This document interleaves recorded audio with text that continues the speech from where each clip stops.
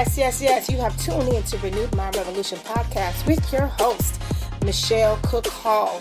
Today's podcast is brought to you by Faith versus Fear, Breaking Family Ties, which can be found and available on Barnes & Noble and Amazon.com. This podcast is designed with you in mind to remind you that you can always click that reset button and start all over again. It's never too late to be great. So now I want you to sit back. I want you to relax. I want you to clear your mind, take in that deep breath, prepare yourself for change as we listen in on Renewed Mind Revolution podcast with your host, Michelle Cook Hall. Let's go.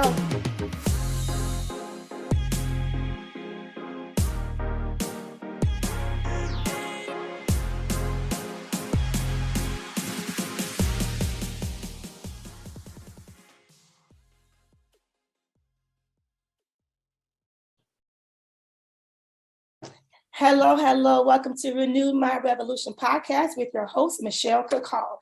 As always, it is my honor and my pleasure to be able to come and share some tips and some tools with you that I know will assist you in becoming a better you.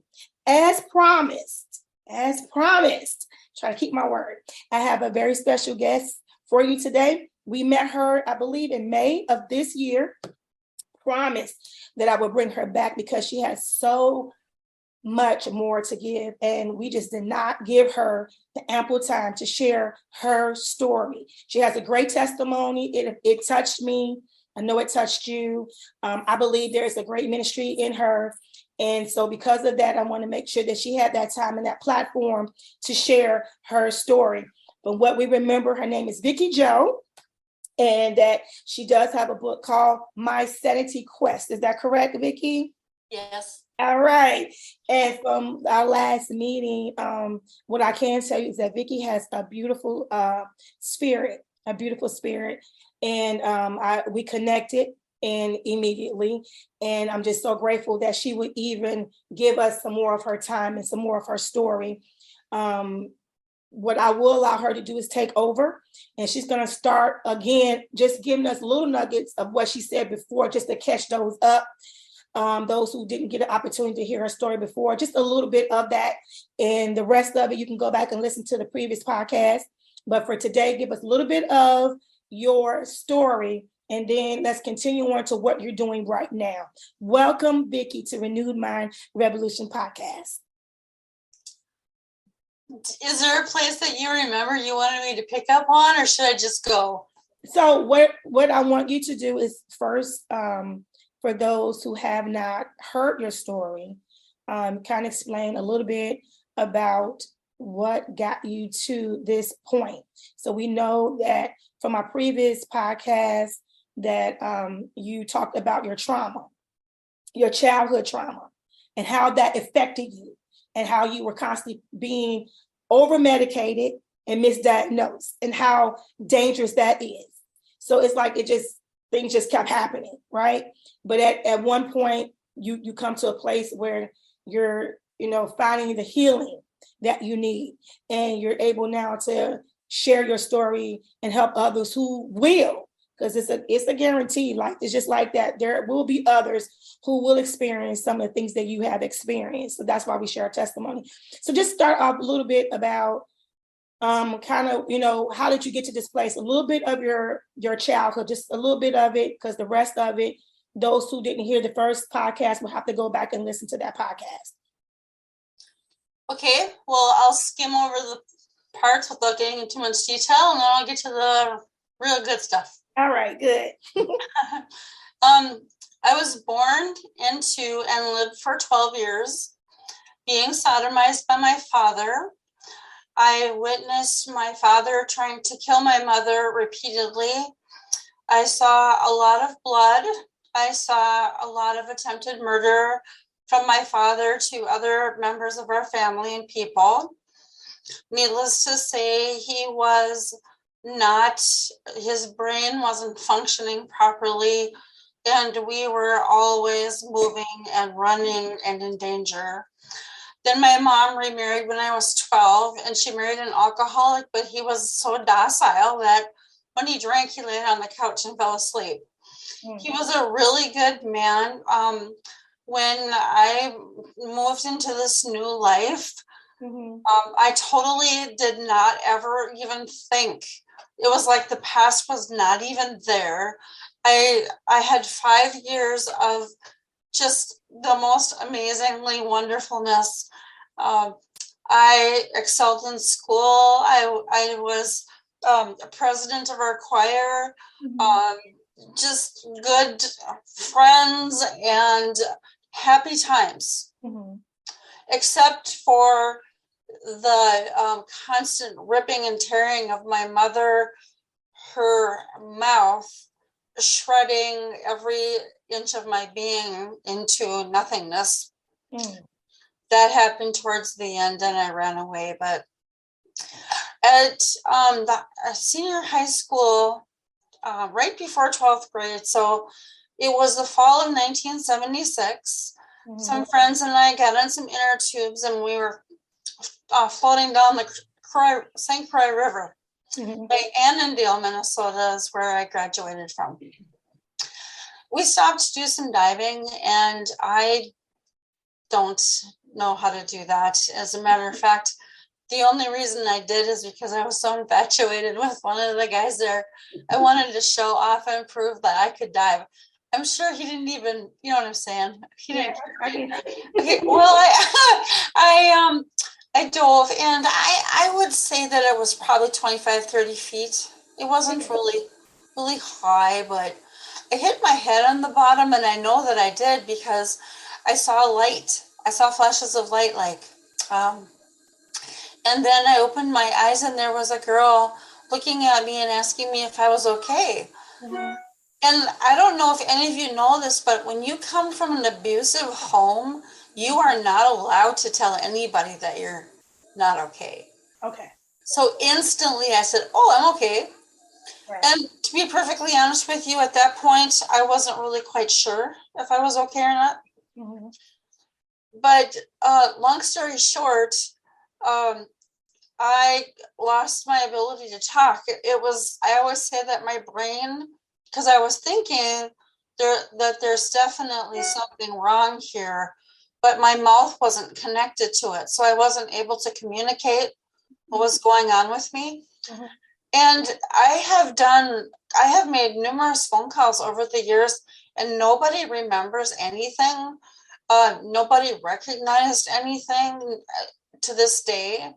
Did not even know that I had a head injury.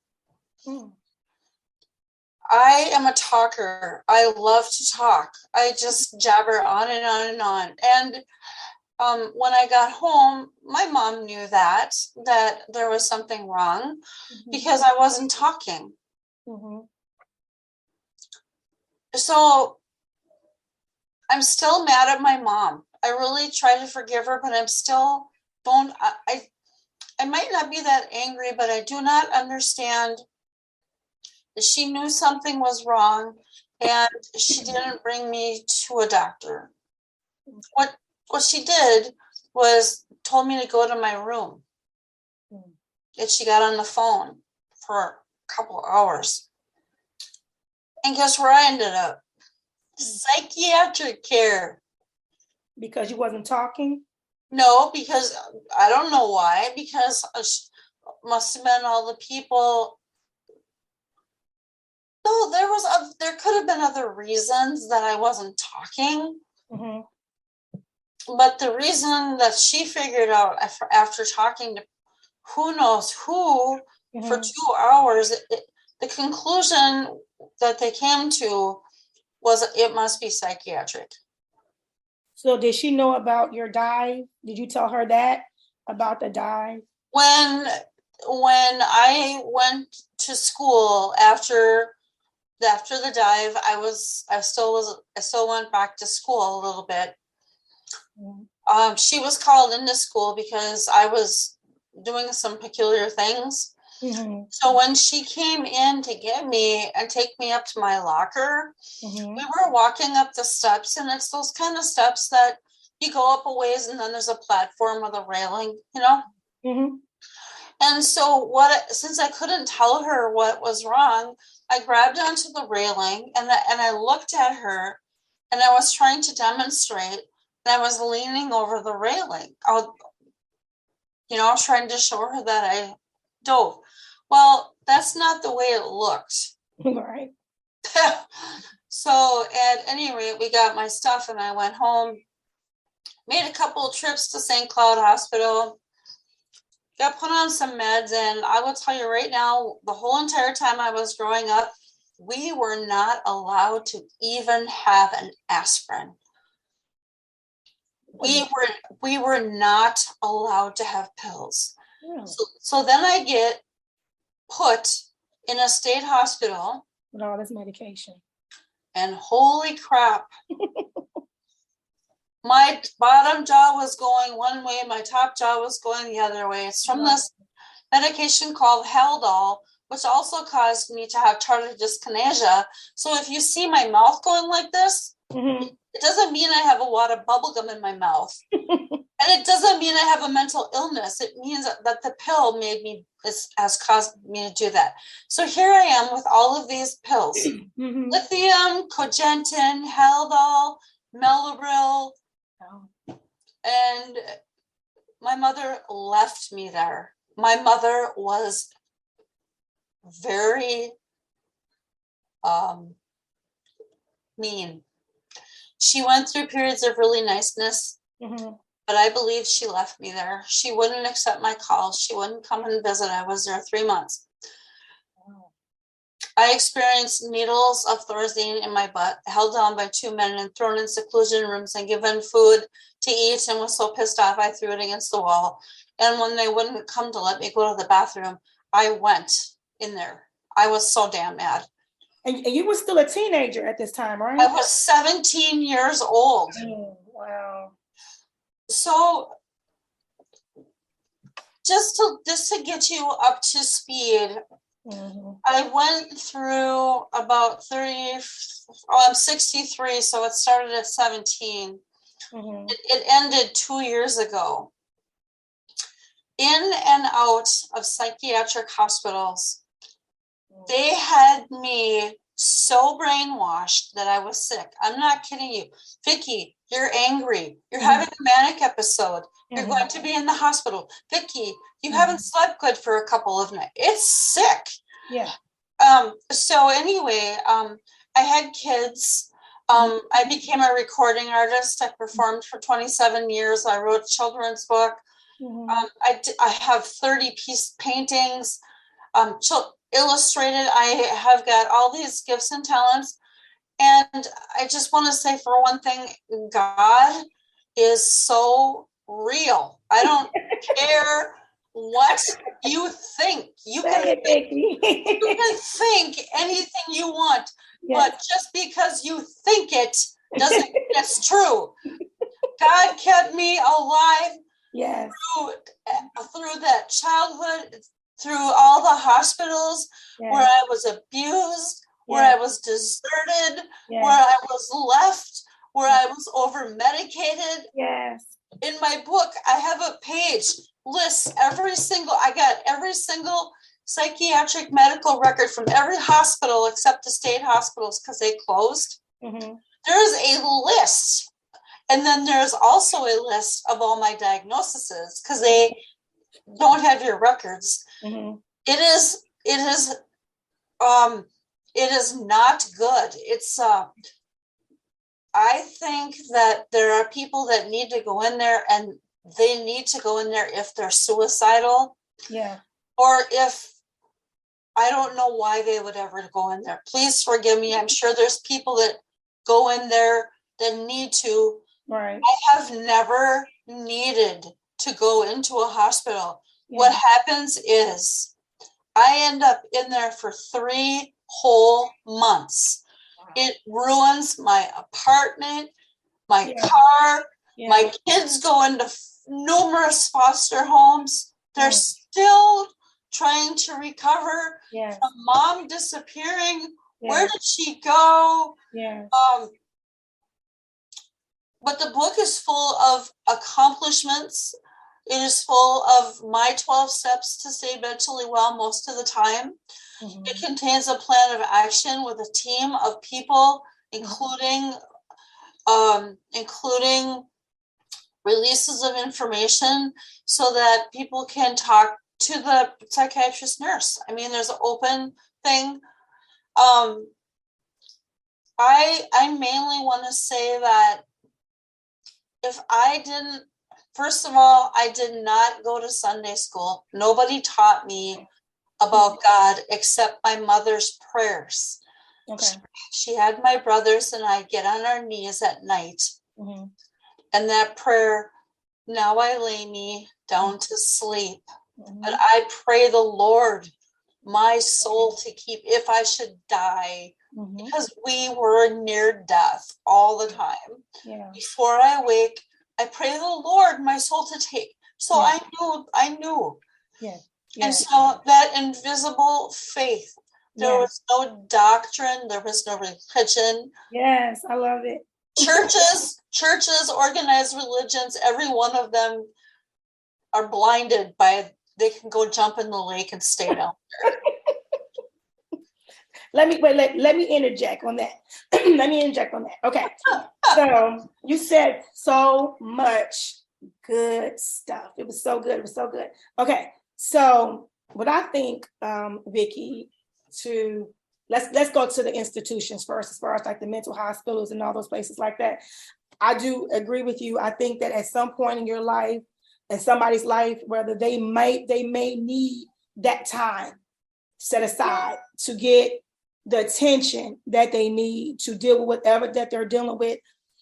But I think just like every other institution that is created by man, it can become corrupted. And people are no longer looked at as people. They're not treated as people all the time. They're treated as numbers or diagnosis. And I think that's when it becomes an issue. As far as even the medication, I think that a lot of times the medications, it blows my mind, even when you hear the commercials, how the side effects is actually the worse than the condition that they have. It blows my mind. How can you tell someone take a medication for depression, but the side effect could be suicidal thoughts? Like, that literally blows my mind. But this is what we're given, and this is what we take as a society, as a people. But I think it is our responsibility to, do our research and to pay attention and to make sure even those that we love, make sure that they're not being over medicated or given just anything. I think a lot of times those things are not meant for long-term purposes either, because I believe that they do damage. You might need something to calm you for a little while to get you through a certain season, but I don't think it's something that you should take necessarily for the rest of your life, because like you said, it begins to change, you, and then people, when they reiterate the change, you start to believe the change. You feeling depressed because you're taking this medication that's keeping you sleeping all day and keeping you tired all day and keeping you feeling unlike yourself. So with the medication plus their words, you actually start to believe that. And in regards to the building as the church, the church, I grew up in the church. My father, was a pastor, and I'm what they call a PK kid. And I absolutely, love church, but I have seen over the years the damage. I have seen over the years, especially even more now, that the assignment is wrong. The center of the church is supposed to be God. He's the center. Love, God. And I have seen the church make their agenda everything but God, everything but love. And I think that is so sad and it's so harmful, because there are people just like you, just like me, who are in a place sometimes where you're lost, that you're hurt, and you need like this lifeline. And you're supposed to be able to go to this church to get this help. But a lot of times people are met with rejection. They are met with criticism. They are prejudged. it's a lot that I can really go into about that, because I've actually did many podcasts about that, because I grew up in the church, like I stated, and I've seen a whole lot of things that actually I hear you saying. I've seen it. So I completely get it. And it breaks my heart because, the purpose of the church is not to hurt. It's never to deter anyone away from God. It's never to show you anything else but the love of God and give you the direction that you may need. But it's so sad that, in this world, in our society, you get, individuals who are more concerned about politics, more concerned about making money, more concerned about how many people they can get in there so they can get more money, pushing their own agendas, and instead of, focusing on the love of God and the compassion of God. So I hear what you're saying, and I completely understand why you feel like that about, the church and even the institution of mental hospital. I completely get it, and I understand that.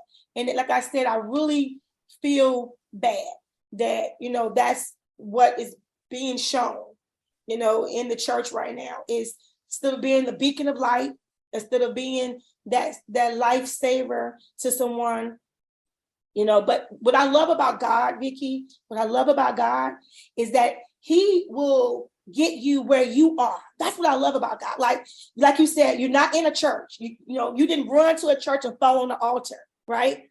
But, even as mean as you said your mom was, what's so awesome is that God used that same person to plant a seed in you to pray, so that when you needed that, you were able to have that seed already planted, and it was already ready for you when you needed it. You was able to go right back to that place of, okay, prayer.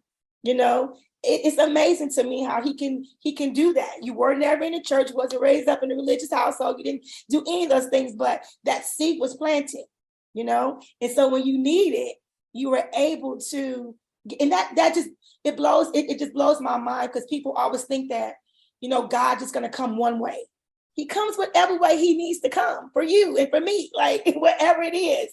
If I'm falling on the floor with a bottle in my hand, getting ready to take them all, he'll come right there, And I love that. I love that. I love that part of your story. I don't want to continue to take over. I said I'm gonna give you the platform, but I just wanted to interject on that because I just thought it was so powerful. But go ahead, continue, Vickie. Go ahead. I'm a singer and a songwriter, and I have a CD, and I did programs in churches and fairs and a lot of churches, okay? Mm-hmm. And every single church that I gave a program at had a different way, different Bibles, different teachings, mm-hmm. different doctrines. Mm-hmm. And then I found out that the town I come from is in the Guinness Book of World Records for the most churches per capita. What? Yeah. And then they added about 20 more. And then I found out the definition of denomination is division. Mm-hmm. So it's all these churches that have split up. Okay, but this is my point here. Go, I'm listening.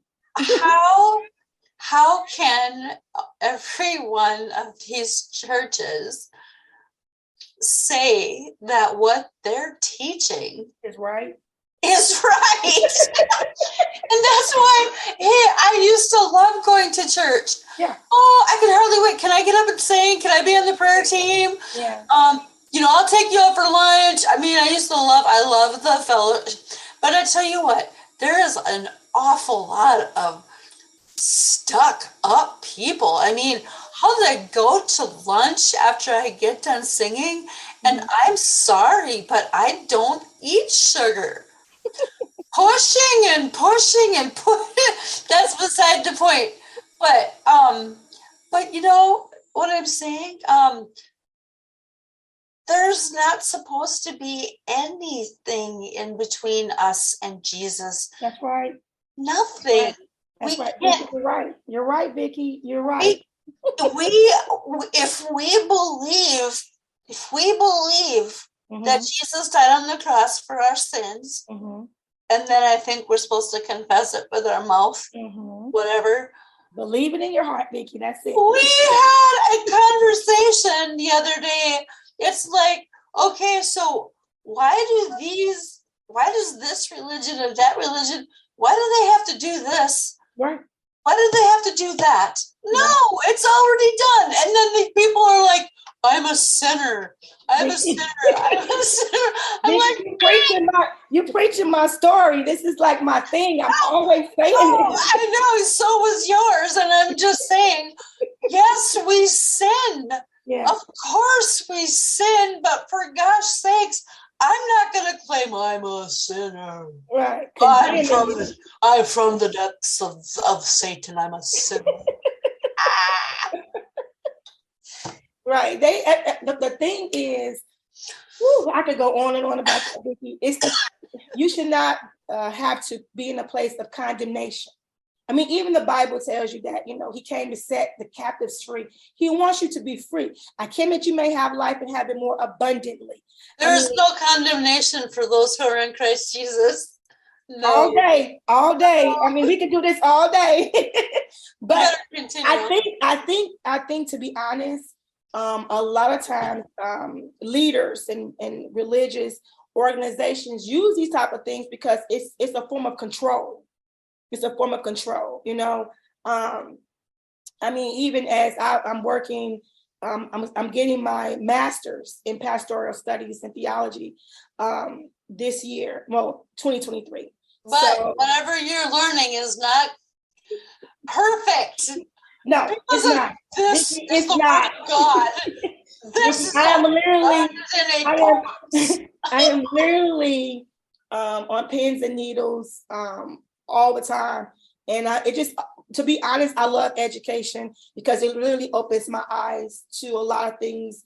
And I just felt like God put me here because it allowed me to see a lot of things that, I never would have seen before. And I never would have, got that understanding before. But what I have learned so far is that, a lot of times religious organizations can be very corrupted by man and his agenda. That's just a fact. There's a lot of them. Right. Historically, all the way back in the day to this very moment, that activity is still going on. But that's why I personally feel like it is very important for you and I and those who love God and really want to live a life that, is pleasing to him, that we get, a personal. And a lot of people don't even understand that concept, which I didn't know that either prior to, going to school. I was kind of taught to have a personal relationship with God, which means is that I'm not, necessarily waiting for a Sunday to talk to God. I'm talking to God all week. I'm praying all the time. I'm reading my word on my own. I don't have to wait for just a minister to read something to me or to tell me something. I'm, communicating with God on a regular basis, me and him. So I feel like that's exactly what he wants us to do.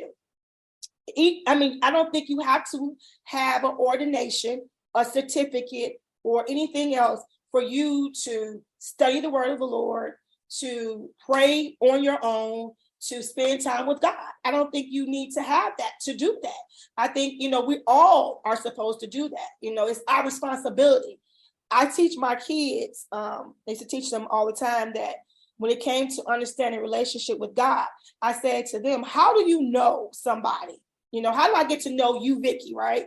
I spend time with you. I'm talking to you. I'm chatting with you. I'm learning of you, right?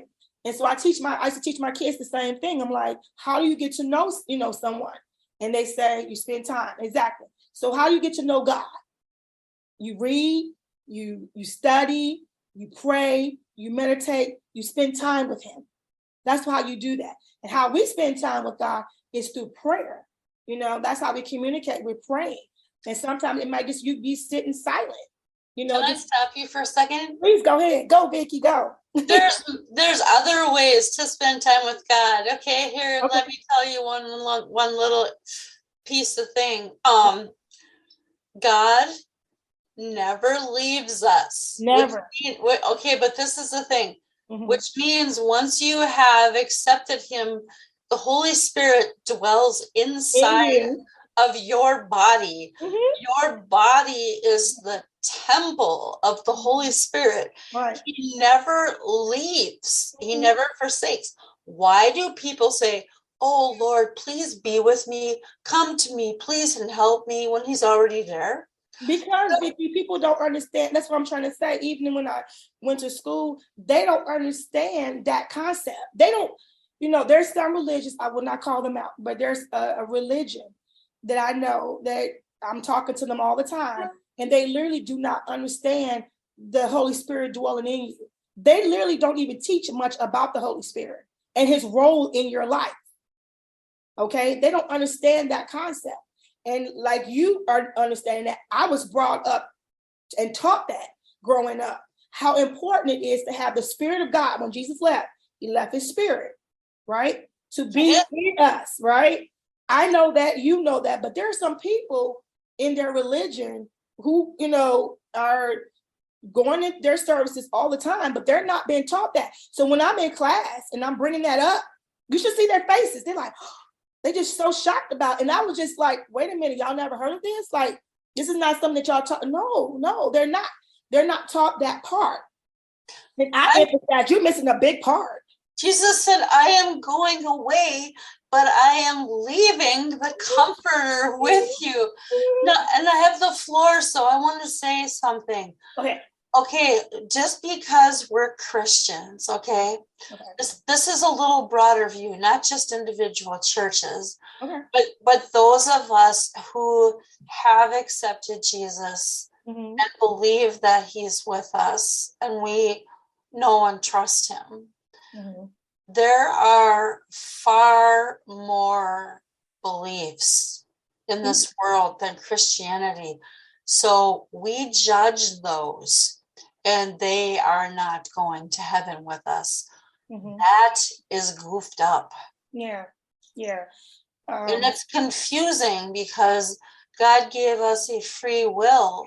Now, these people, Michelle, haven't been introduced to Christianity, or they're never going, you know what I mean? They grew up believing. My taxi cab driver was telling me all the different people that he gives rides to and all these different beliefs.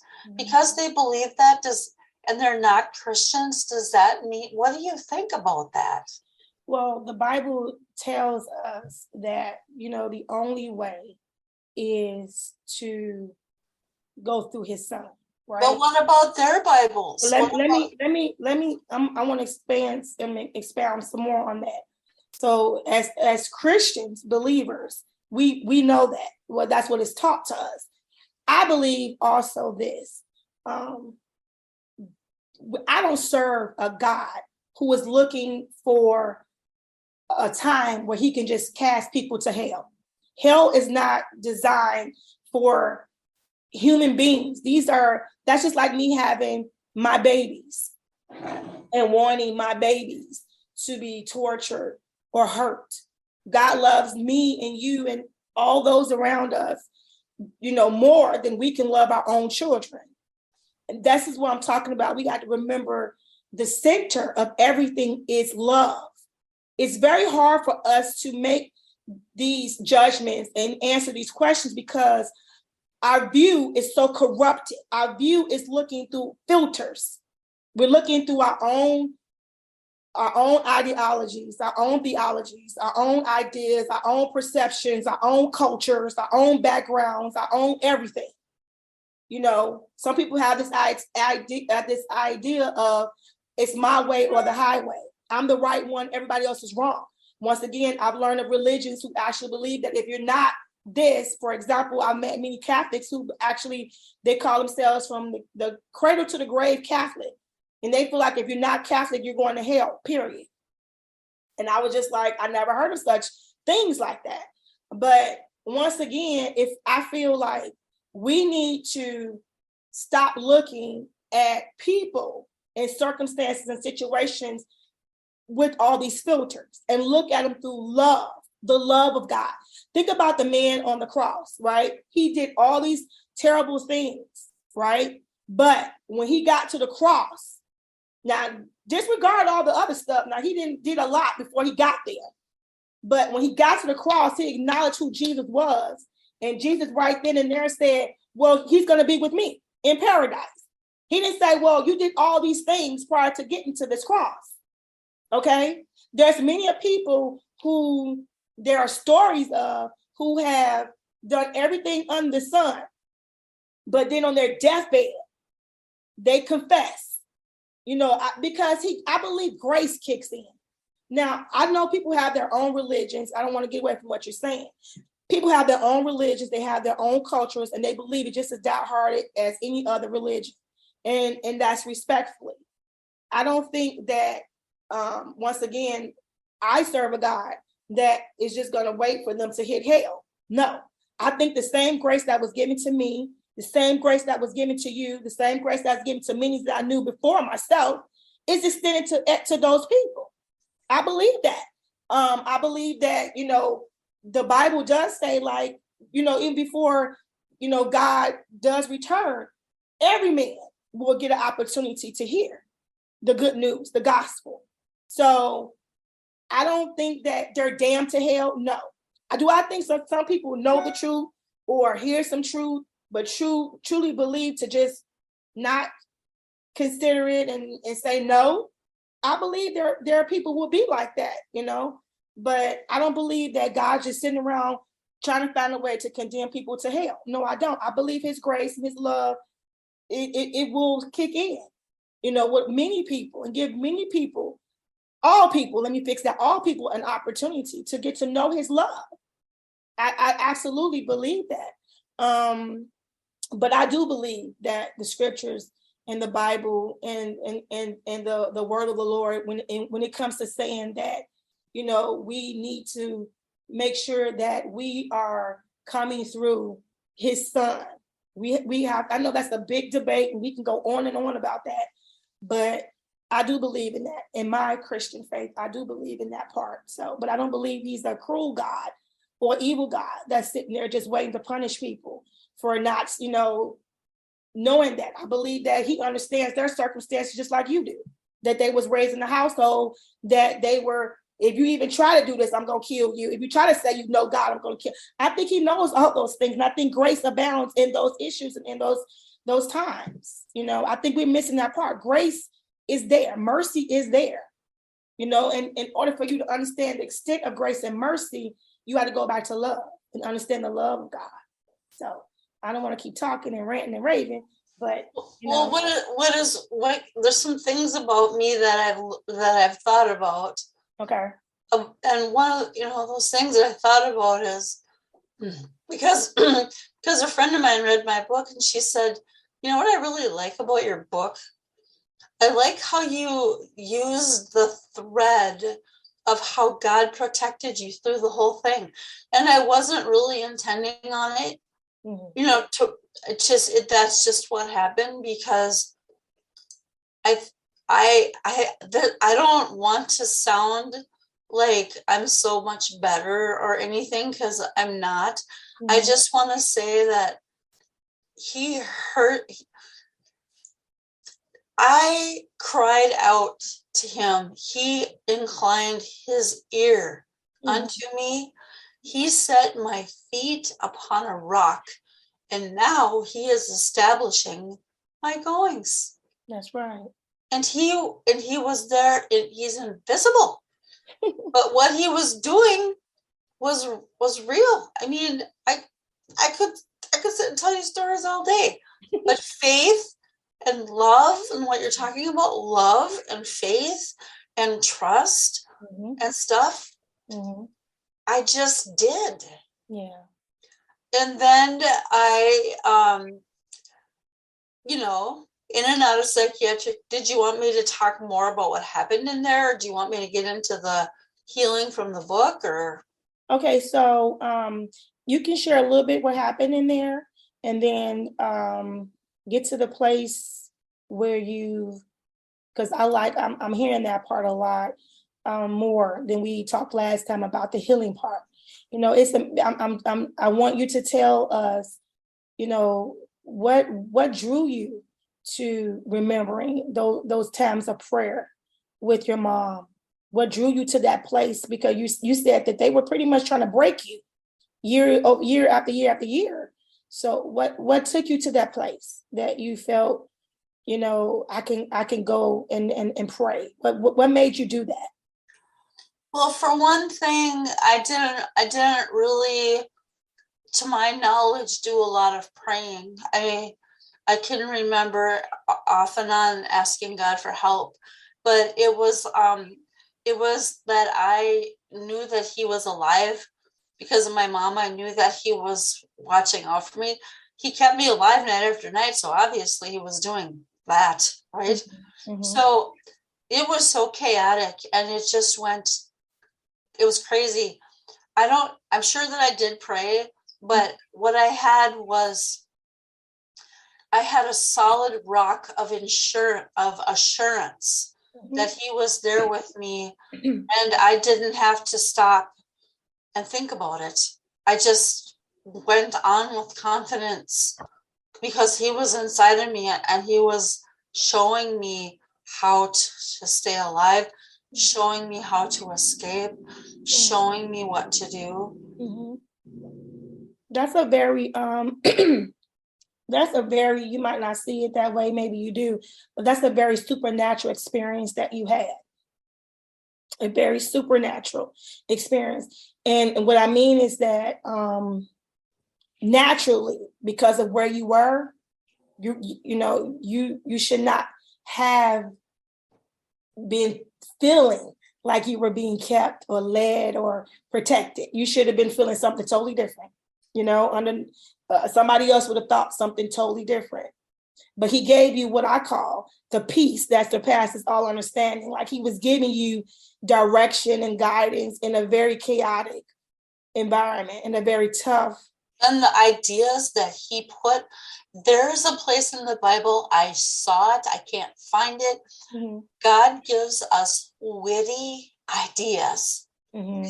I think if I Googled it, it would show the verse. But the ideas, the things that even to this day, the ideas that God puts in my head, call this famous person. I talked to the governor, I talked to a famous Kevin Hines who jumped off the Golden Gate Bridge and travels all over the world with his wife. I called his number out of his book and he answers the phone. All these things happen to me. Wow. God is watching over my business. I know that he wanted me to write the book. Mm-hmm. I know that I healed from that doggone book because I'm not sick. And now I've got 3 businesses, and he has brought a public speaking coach free, a business coach for life through Greater Fergus Falls for free, a TED Talk speaker or a mentor. Wow. I have got a whole page of my team.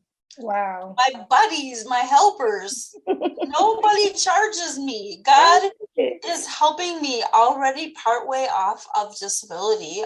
I'm going for it. Yes. And you're going to get it, Vickie. I got something else to talk about. Oh, no. I was put on a drug called lithium. Yeah. Mm-hmm.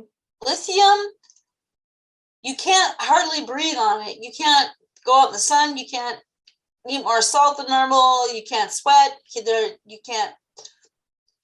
can't change toilet paper brands. Seriously, you can't change sheets. It's awful.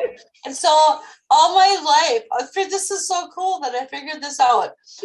Okay, I have a psychiatrist. Mm-hmm. She said, yeah, you can go off lithium if you want. I'm like, what? Because I've asked millions of people.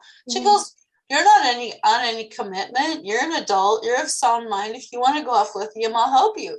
Now, Vickie, I've never done. She come up with all these alternative medications, and I'm like, no. So she goes, okay. Well, we will take the Lamictal that you're already taking, which is a mood stabilizer too. And first, we'll increase it a little. And then we'll do this. And this is an experiment, Vickie. I've never done this before. So you need to let me know if you're having a hard time. What's happening is I'm getting better. Wow. But this is another thing, I could have had a V8 Mhm. Have you heard that? Yes, yes, yes. Oh my God, I could have had a VA. Okay. I was never mentally ill in the first place. Yeah, I had a concussion. yeah. So all these years, since 17 until I'm 63, I've Wow. taken lithium. What happens when you take lithium is the line between therapeutic and toxic is very, very thin. And if you have 3 cups of coffee instead of one, or you have a bladder infection, or whatever the heck, your lithium level goes toxic. And then it triggers you into having to go into a hospital. So therefore, it's not the mental illness that's not there. It's the lithium. I'm not saying that other people's that have whatever diagnosis, however they got those diagnoses, whatever. Okay. I'm just saying that after I researched and I realized, and I told my psychiatrist, if I wasn't on the lithium, now I wouldn't be having these episodes now, would I? She goes, no. Wow. So Wow. I'm willing to work with you, and I'm over half done. So I feel like I did only better before my diving accident. When I was queen of the saddle club and president of the choir, and showed my horse and sang in a band, and all of a sudden, boom. Wow. That's so. What you're saying is this accident that happened to you when you were like 17 or whatever, 16 years, 17 years old.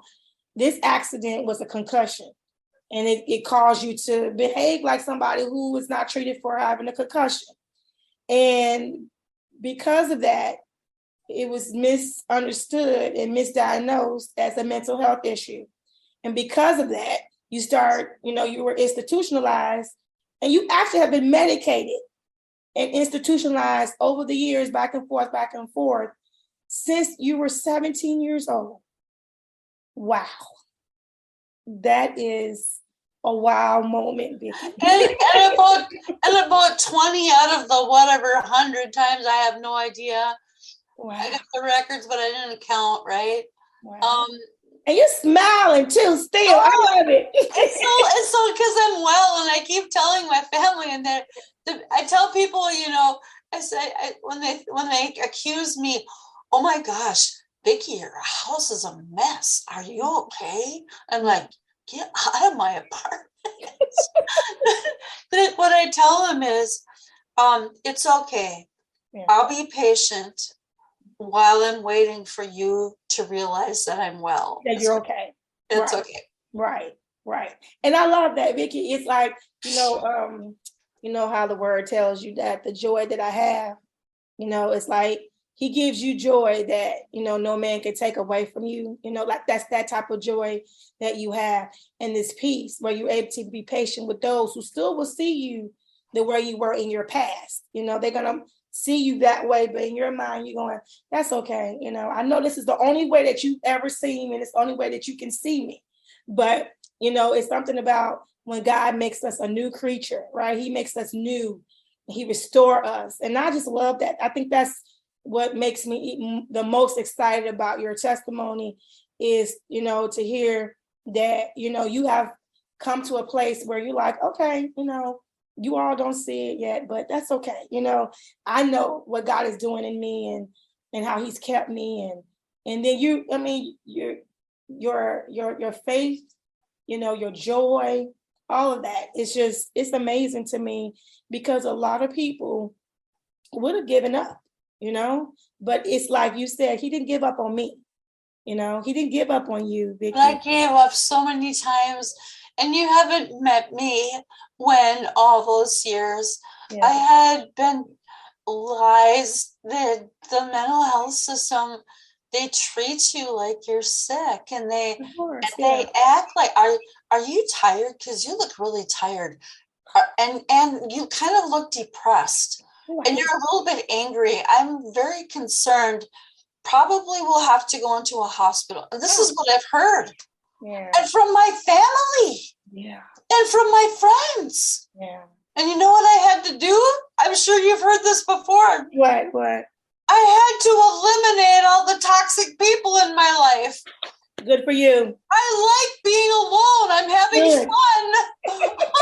I just redecorated my apartment. It's so cozy. And I'm taking a break. Yeah. I've got book sales and book signings. I've got speaking engagements, and I sell the coolest sound reactive fire pits from Music City Fire in Nashville. And I am taking a total break, like 3 weeks. I have got to get my shit straight. I have all this, I have stuff, let's just put it that way, for these businesses. Yeah. I am in the process right now of putting stuff back in this huge closet. I emptied the whole thing, was all over. It's still half over the house. But that's good. That's good, because that's good work. That's productive. You're being productive, so that's good. That's good thing, you know. It's not a good thing though, because I've had 2 mental health workers and 3 friends come in here, and they're like, "What is going on?" And I have never seen your place in such disarray, Vickie. You got things going on. It's a different reason. It's a different reason. It doesn't matter to them. They're not going to believe it. I get it though. I get what you're saying, because you got things happening. This is going on. This is going on. So, but they're just worried that, you know, when people start neglecting their environment, that, you know, there's something else going on. But it's not that you're neglecting. You just got a lot going on, and you're like all over trying to make sure these things are done. And I get that. But I'm very, very happy for you. And I'm so glad to hear that even since our last meeting, you have been busy, productive. I got to speak. I have 5 target markets for my speeches, and I got to speak to the 5th one, which is the large mental health center that has never had a real live speaker with a story. And they've got to learn about what happens inside of adult foster care homes and psychiatric hospitals, and how it feels and what happens when you have a mental health crisis with a police officer. They're like, that's a big issue now for that's a big issue now, Vickie. You know, if you watch the news, like, that's a big issue because a lot of police officers are not trained, you know, for that. I introduced them to the solution. Okay, great. It's called the Vitals app. What? It's called the Vitals app. The Vitals app. Okay. Yes. Vitalsapp.com, endorsed by NAMI, is an app that the police can have on their phone, and I can have one, and it is filled with all the information about me, such as, when police officers come to my door, I am very intimidated and actually look like I might be having a manic episode. So you need to stand at least 10 feet away, and then it gives you your plan of how. It's a de-escalation tool. That it pings 80 feet before they reach you, and it doesn't have to be mental illness. It can be autism or whatever the problem is. So I would be responsible for putting all the information, a straight on shot, if there's tattoos, everything physical, and what you need to de-escalate. They don't have to do much work, because they have reviewed everything within those 80 feet. No, I have been working on getting that into the police department in Fergus Falls, and I have an officer that I'm close to that I work with. And I told them at this mental health clinic, I said, I literally ordered them as they were leaving, check out the Vitals app, call Sergeant Detective Andrew Miller. His email address is right there. He's waiting for your call. he needs, you to get on board with You it. to make that connection between the mental health facilities and the law enforcement. Absolutely. So is this the app that you just happen to find out about, or are you? I happened to find out.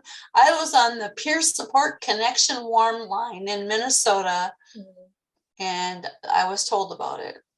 Oh, okay. Well, that's something that needs to be more national, because as you know, there has been, news of, and I'm not sure why it would take, us to get to this point, of looking into such connections. But, we should have, as a society, that's something that should have been in place a long time ago, where because people are losing their lives because a law enforcement officer does not know that, this is what's going on with them. They're not a danger to you. They're more of a danger to themselves sometimes, And so, yeah, absolutely. That's good. I hope that, somebody's listening to that today and they can, get that ball rolling with that. Well, I have been educating our local police department. Upon the captain's request, I made a video of 4 different mental health crises with police officers. One who let me go home, one who cuffed me and wouldn't let me get my coat. He cuffed me because he asked me 3 questions and I couldn't answer, so he cuffed me. So there's like 4, I gave him 4 different scenarios. And there was one thing I wanted to add. There's something about me that when I come out of a psychiatric hospital, it takes 6 months, sometimes a little more, or over a year to get back myself. The last time I couldn't write with a pen, I couldn't talk, I couldn't cook, I couldn't sing. And a couple of weeks ago, my singing came back to the point where I was on the 6th floor laundry room dancing to Joan Jett. And my surgical foot, I was bouncing all over and singing. I love it. I love it. I love it. Is it okay? So before we conclude, I'm gonna ask you a question. You said it takes you a long time, that's hard. You're missing time. That's a long time to, have to come back to yourself.